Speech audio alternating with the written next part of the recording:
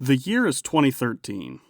You're a 13-year-old kid who loved collecting achievements on the Xbox 360. A new horror game hits the market, Outlast. All the big YouTubers are playing it. You've mostly been limited to games like Doritos Crash Course and whatever other slop the Xbox store gives you for free. But you decide to put on some big boy pants and wade into the horrors of Mount Massive Asylum. You follow PS4 Trophies guides and get so good at running the games, you do it at parties. Flash forward 12 years. You've got a PC now. Your games library is full of discount games that you tell yourself you'll play, but you never get around to. Well, it's time to get around to them. Let's 100% Outlast. Now the smart thing to do would be to do 2 playthroughs. One on normal, collecting all of the collectibles, such as the journals and the notes, and a second playthrough on insane, where if you die a single time, you have to reset the entire game. Not only that, the only way to see in the darkness of the asylum is with night vision on your camcorder, which costs batteries. Insane sets your total amount of camera batteries to 2, making it even harder to see in the asylum. For my own personal playthrough, I opted to do the 2-run strategy. However, for the sake of the video, I'm going to show you how to collect everything in 1 run on Insane. I am playing the Steam version, which means I'm slightly better off than I was as a 13-year-old anyway, because the Xbox has 2 additional achievements. One for beating the game without hiding, and the other for beating it without ever reloading your camera battery on Insane difficulty. Steam doesn't have these achievements, meaning our playthroughs are going to be a little easier. Our protagonist, Miles Upshur, starts by pulling up to the asylum and grabbing our first document. He also equips the camcorder, which currently has the only battery we'll have access to right now. Once we get out of the car and go through the first gate, if we film the front of the asylum from the outside, we'll collect our first note. A note is a collectible you get by recording it with your camcorder, whereas a document is a physical object you have to pick up in the world. We parkour through some scaffolding and make it into the asylum proper. This game is full of jump scares, which the TV ahead tries to signal to us, before we head down a hallway and collect another document on the left. We enter one of the many air vents we'll traverse, before entering a room with another jump scare. Continuing past that guy, we find ourselves a guy who is not having the greatest day, and film him for another note. After filming him, make sure to keep your camera up because we're about to witness warp speed travel.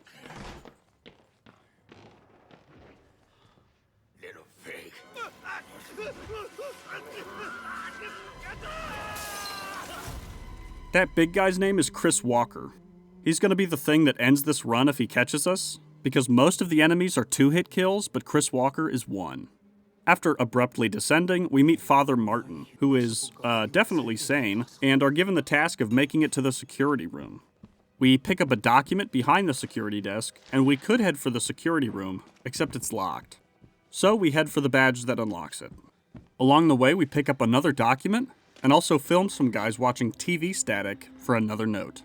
Something I want you to pay attention to as the video progresses is the protagonist's breathing. I don't know what was going on, but there was a stacking effect as the game progressed where his breathing sounds would start to overlap, and by the end, it was a cacophony of sound. We grab the badge, heading back the way we came for another jump scare.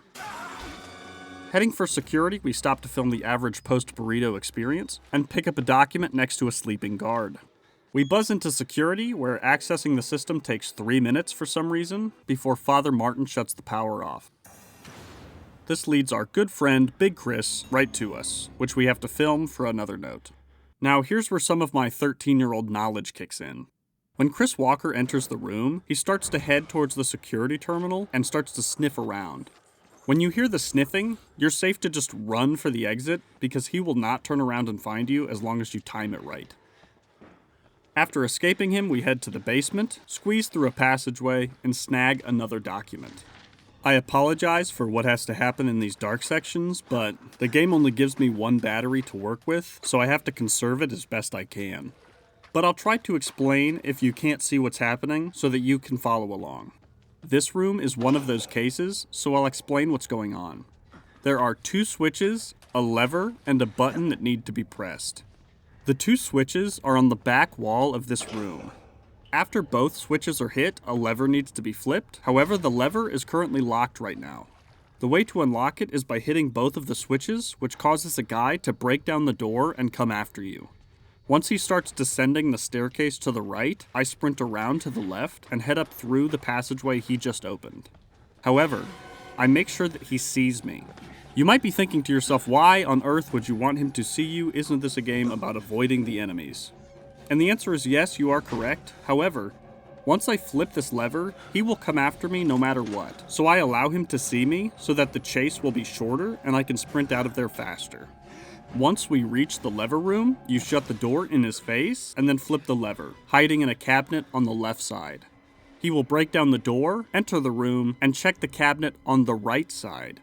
Once you hear the metal scrape on the other cabinet, you're free to run as fast as you can back to the main area and hit the breaker box, which turns back on the power. He's still chasing you, so make sure to get back through the gap in the wall. Now we just head back up to the security room to unlock the doors so that we can escape the asylum. However, Father Martin, the definitely sane guy from earlier, has different plans for us. Not yet.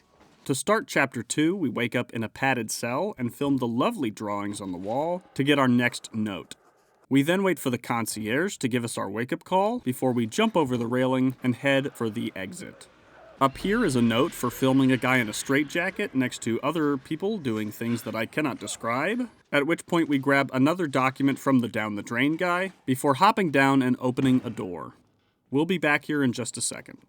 We head past the guy tenderizing the security guard and grab our first extra battery before opening the door to the room we need access to. There's a button inside that's going to open a decontamination room that we have to get through. However, it's currently being guarded by that guy. We're going to get his attention and sprint all the way back to the room we opened up before and hide. Once he's sufficiently lost us, he'll go through a door near where we're hiding and not come back. We head back into the area we just left, hit the button, and then tank a hit from the security guard who has just finished with his other friend. In the next hallway, we meet two men who are free in both mind and body, meaning that they never will put on clothes throughout this entire playthrough, and we avoid them by jumping out of a window. They will be a continuous problem throughout the game.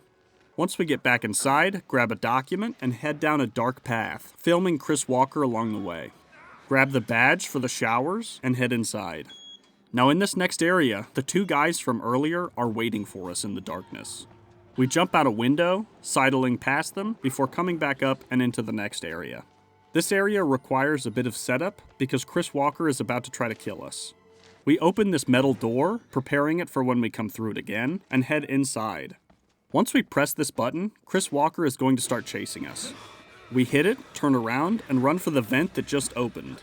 We crawl through it, fall down, and sprint directly ahead and around the corner, going through the door we've already opened, before getting blown to the lower level for the second time in this game. Don't relax, because Chris Walker is down here with us. I'm going to sprint behind the staircase, crouching and waiting until I can hear him start to walk away, before sprinting up the stairs and around the path. He's going to be waiting at the end of this hallway for us, but we can squeeze through a gap before he can get us. We're greeted by another nice gentleman of the asylum, and head into a room that requires us to climb to the top. Say goodbye to a lesser nice gentleman, and grab a document from the room on the left. Continuing onward, we drop into a hole and film some writing on the wall. The wall writer is this ghost-like thing that will keep appearing throughout the game that's being controlled by a guy we'll meet at the end. Now we enter the sewers. Many of my runs died at this point, so I'm a little bit on edge in this section. Before heading through a gap in the wall, head around a corner and grab another document. At the start of this section, we run past a ladder that is filled with water, which we have to flip 2 valves in order to drain. The issue is, both valves are being guarded by Chris Walker. As long as we keep sprinting once we reach this area, we can get to the rightmost valve before Chris Walker can stop us. Once we turn it, he knows we're here. He's going to path towards us, meaning we have to hide. I hide behind the cabinet, waiting for him to bust in and check the lockers on the other side. Once he starts to walk over, I run as fast as I can, not catching his attention. Run to the entire other side of the room, squeezing through another gap, and turning the final valve. This is where it gets tricky. Again, we know Chris can teleport, and he's going to be waiting for us the second that we try to crawl through this sewer. I try to let him walk as best as I can, but unfortunately, he sees me, and I have to crawl back in. I've died on this part several times, so I am freaking out right now. Luckily, Chris Walker paths back and allows me enough time to run past him. We climb down the ladder into the darkness, using flashes of our night vision to guide us until we climb a ladder and escape. I know I said Father Martin was the only other sane guy in this asylum, but I think I actually found the only other sane guy, which we have to film for another note. Continue on, saying hello to me after at least 4 pancakes from IHOP, and prepare yourself for the worst part of this run. This section is a pitch black, water-filled sewer area in which Chris Walker is stalking us. Before we reach where Chris Walker is, we can grab one final document for this area and enter the Hell Zone. The intended strategy, I believe, is to slowly walk using your knowledge of where he is and the sounds he's making to get to a small staircase that leads to a broken ladder that you have to jump to. However, if you just jump diagonally as fast as you can reach the walkway before Chris Walker can get you and escape. Once you come up, a really fast dude is going to start sprinting at you, and you can use the tunnels on the left side to dodge around him. I've actually been killed by this dude as well, which was not well received by me. Once you're through that section, film the school kitchen on Meatloaf Day, and head up the next set of stairs. The male ward is our next area, which has probably the most infamous guy in this game, Richard Traeger. We film a note which describes how he likes to treat people, and push some storage lockers out of the way, ducking into the hospital wing and grabbing another document. We head up into a vent, and once we drop down, we're in a chase. I push a set of metal lockers out of the way, only for the door to be locked. I push it slightly farther, at which point the door magically unlocks and opens inward for double mental damage. Head into the next room, blocking the door behind you, and continue through the chase, hopping up and through the morgue. Once you jump across, don't worry, because you are not safe. Keep running and jumping until you reach the end, and hop in the dumbwaiter, thankful to be rescued until we meet Traeger. Traeger gives us a tour of the asylum, showing off some of his more formidable assets, before lightening our carry load. Now this is where I must make an exception, because the game for some reason did not award me credit for this next note. Once we've broken out of our restraints, we enter a room with a guy screaming about Traeger. Filming this guy getting killed by Traeger should give you a note, which for some reason didn't pop for me, so I recommend you try to be a little bit closer than I was. I hid behind the door, because when Traeger walks through the door, he's not going to see you. By running out the door as soon as he gets there, you can escape easily, but I waited so that I could film. Run around the corner and up into an air vent, and you've temporarily escaped for now. Once we drop down from the vent, push this locker out of the way and open the door, because it's a surprise tool that'll help us later. Head into the next room, and then prepare for Traeger to follow you. The second he sees you, sprint through the room until you shut the door in his face, pushing a locker out of the way and escaping into the next area. Head up into another air vent, drop down, and find another document in the bathroom in front of us. If you listen, you can already tell his breathing is getting weird. We're going to do the same thing we did before, grabbing the elevator key and hiding behind the door frame until Traeger walks in, then sprinting out, getting in the elevator, and watch as our only chance for a weapon slips through the gap in the elevator. Film Traeger's body for another note and continue onwards. At the end of the hallway, we see Father Martin again, but at this point we could give less of a shit, so keep going and grab another document in a locker room before heading through a door into an inferno. Film a low-key chill dude for another note before heading to a room with another document and squeeze through a gap. In the next area, there are 2 levers and a water main, which turn on the sprinklers in the cafeteria. The bad news is Chris Walker's back. Do the same thing we did the last time and immediately sprint to the first lever, flipping it and then waiting for Chris to come in. Once you've waited a sufficient amount of time, sprint to the second lever, pushing through the gap, and then turning the valve. This next part's tough because he's guarding the way that we want to go, so we're going to take a longer route around him, squeeze through the gap so that he loses interest, and then run back and hit the button. Say hi to the chill dude from earlier, and film a bowl of lady fingers. Grab a document right next to the exit, and then head outside. Unfortunately, the outside here is not the outside that we want because we're still trapped within the asylum's boundaries. We grab a key from the left side of this dark courtyard before heading up and grabbing a document on the staircase behind the fountain in the middle. We use the key on the right side, opening the door, and filming the wall writer. This is the reason we've been conserving batteries this whole time, because we have to now do darkness parkour. I flash the night vision, performing the simple jumps required to make it to the other side. As soon as we jump down into this courtyard, Chris Walker is going to be pathing for us.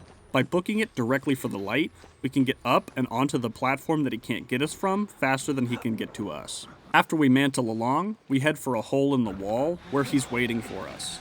We turn around, sprint around the gazebo, and head back inside the hole in the wall, escaping him for now.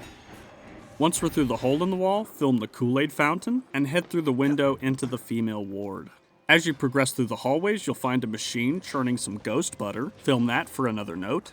For context at this part in the video, this is the furthest I've made it in about 10 runs, so I start geeking and forget about 3 documents in this area that I will come back for later. The next section requires us to get 3 fuses on opposite sides of the map. Sprint to the first fuse, waiting for the guy who chases us to follow, and then lock his ass in the creepy room and sprint for the next 2 fuses. As long as you go fast, you can grab both of them and then hide in the locker. Wait in the locker for the amount of time you think it takes for a pancake to be cooked, knowing that you'll never be correct. Blair Witch your way back to the main area, insert your fuses, and watch the key descend to a lower level. Head back down and be ready to grab the documents from earlier. Film this dude in the elevator for a note, and head down the stairs next to the elevator, grabbing a document in the basement. Head back up and towards the laundry room, continuing past it, grabbing a document underneath some broken stairs at the end. Now we can head back to the laundry room, grab the key, and book for the stairs. Find a fresh new battery waiting for us upstairs, and reload it, because this ain't the Xbox. Then jump into the next room and fall through the floor. The wall rider is waiting to say hello, but we ignore him, jumping back up into the room and continuing on into a side room, grabbing a document in the back right. Now this is where I have to come clean with you. You see, in the next area, following the wall rider to the right and filming a note at the end of this hallway gives you another document. However, I forgot. I was straight up in fight or flight mode, and I just wanted to finish this run, so I forgot that document. We open a door to the 2 nudists from earlier, allowing them to eat our dust as we zoom into the next room. In the next room, we lose our camera and have to fly blind for about 30 seconds before we find it again. Once we pick up our camera, haul ass back to the original starting room, and allow Miles some financial compensation for the mesothelioma he so obviously is suffering from. Utilize your ultimate pro gamer skills to double reload a battery, forcing you to finish the game with half of the reserve that you had before. I attempt to backtrack to film the note that I missed, but realize that I can't, accepting that battery mistake as karmic justice. Dodge the falling floor, and head through the next area to see Chris Walker once again. Sprint right up towards him, heading into an office and up into an air vent before he even sees you. Head right instead of left in the vent, and pick up another document before giving this guy the old 8-finger send-off. Grab another document and head through the path until you get to the movie theater. Film the screen until a note pops. We have to now get to the projector room, so follow the path, grabbing another document along the way, and head up the stairs. Experience the POV of selling vacuums, and retrace your steps, entering the door that just opened. Once you have the key, hop down and hide next to the door, waiting until thing 1 of 2 breaks down the door, and then sneak out past him. Unlock the stairs and head upward, filming the 3rd guy enjoying TV static, and grab a document in the nearby room before heading out a window and sidling across. Grab the key to the elevator and film Father Martin achieving peak campfire marshmallow status to get another note. Head back the way we came and duck into a bathroom to avoid Big Chris for the last time. Luckily he must be deaf because the amount of sounds being produced from our mouth right now would rival that of an orchestra. Once he loses interest, brake for the elevator and descend into the lab. These games always have secret underground labs, man. Film the front desk and grab a document behind it before heading deeper in.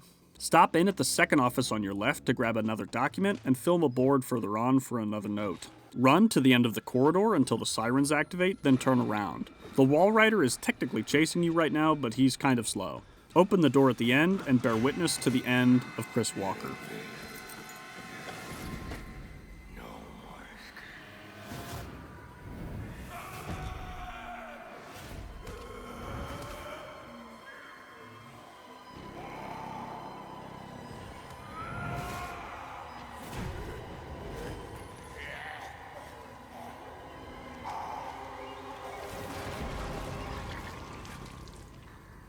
It seems the wall rider has opted for the beat up the biggest guy in jail to have you take him seriously strategy.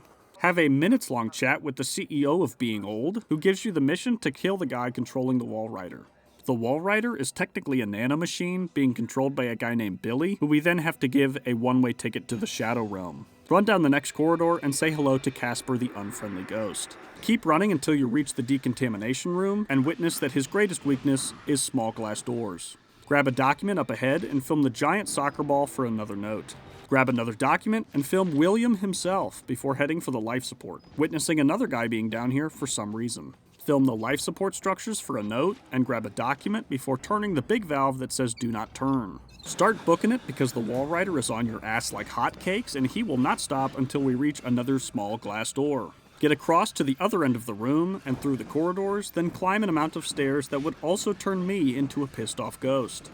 Make a jump that can kill you and reach the decontamination room at the end of the hall. Grab the document in the office here and rip out the backup generator cables. He is basically dead at this point, but we have to ultimate slam a button to confirm it first. Get treated like Woody does in Toy Story 1 before getting up and running back to the main room, slamming the button to officially kill Billy. Unfortunately, the Wall Rider lives within you now, but as long as we can escape, who cares? Film the leftover Fushigi and limp your way to freedom. If by freedom, I mean about 76 rounds of 5.56. By collecting all the documents, including the 2 that I missed, and completing the story on Insane, you have officially 100%ed the base game of Outlast. I will be tackling the DLC, so stick around for that video, and if you'd like to see more, please like and subscribe. I appreciate you watching this far. If you have a game you think I should 100% or a challenge within a game, feel free to comment it and I'll probably do it. I'll see you in the next one.